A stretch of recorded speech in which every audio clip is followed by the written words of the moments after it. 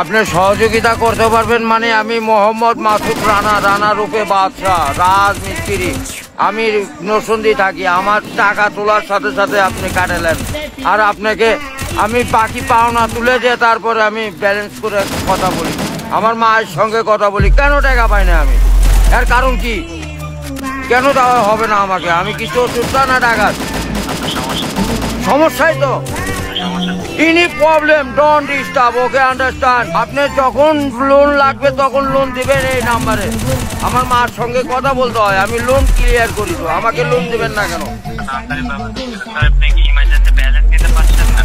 Last emergency মানে আমার মা আগে না আপনার অফিস আগে অফিস কিন্তু মাথা গরম করলে। আমি দেশের নাগরিক না।